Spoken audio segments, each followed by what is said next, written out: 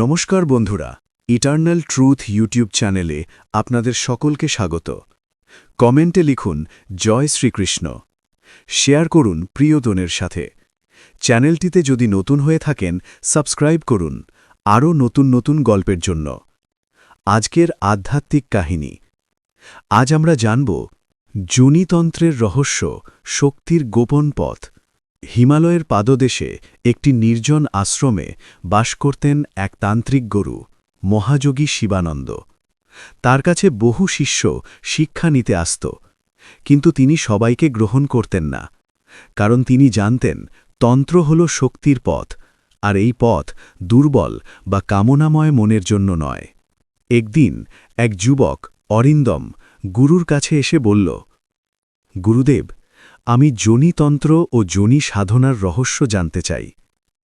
গুরু শান্তভাবে চোখ বন্ধ করে কিছুক্ষণ ধ্যান করলেন। তারপর বললেন, তুমি কি জানো যোনি মানে কি? অরিন্দম লজ্জা পেয়ে মাথা নিচু করে বলল, এটা তো নারীর শরীরের একটি অঙ্গ। গুরু মৃদু হেসে বললেন, সেটাই তোমার অজ্ঞতা।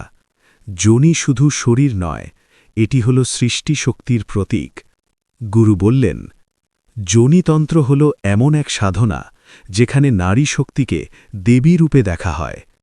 যোনি এখানে কোনো কামনার বস্তু নয়, এটি হল আদ্যশক্তির দ্বার।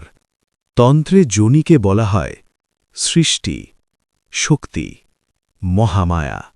তিনি ব্যাখ্যা করলেন, যেমন মহাবিশ্বের জন্ম একটি শক্তি থেকে, তেমনি মানব জন্ম যোনির মাধ্যমে।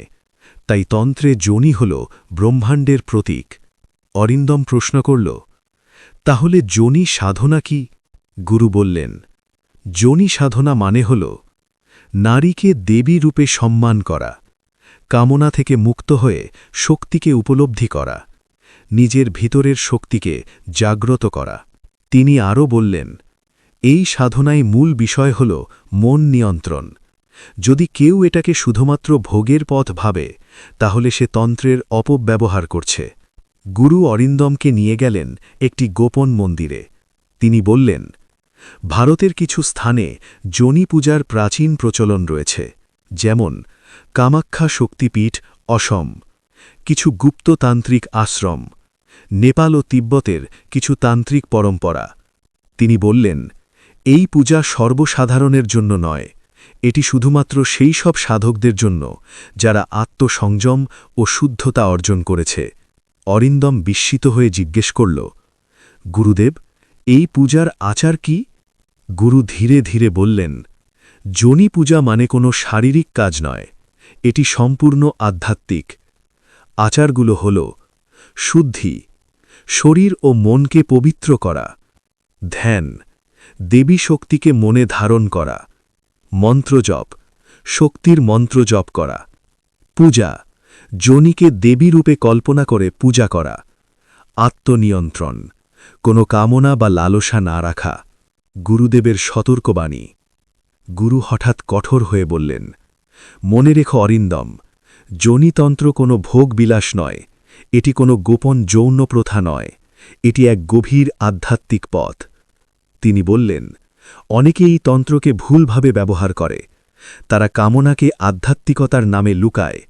এরা কখনোই সত্যিকারের সিদ্ধি পায় না।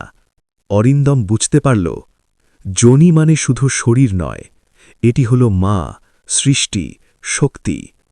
সে গুরুকে প্রণাম করে বলল, আজ আমি বুঝেছি সত্যিকারের সাধনা হল নিজের মনকে জয় করা।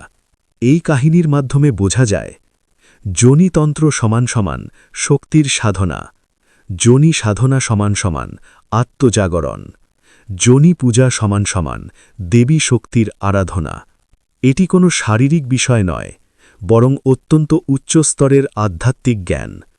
যোনিতন্ত্র এমন একটি পথ যা শুদ্ধ মন, সংযম, গুরু নির্দেশ ছাড়া কখনোই অনুশীলন করা উচিত নয়। এই ছিল আজকের আধ্যাত্মিক কাহিনী। আপনাদের এই গল্পটা যদি ভালো লেগে থাকে, লাইক, কমেন্ট, শেয়ার, সাবস্ক্রাইব অবশ্যই করবেন। পুরো গল্পটা শোনার জন্য ধন্যবাদ।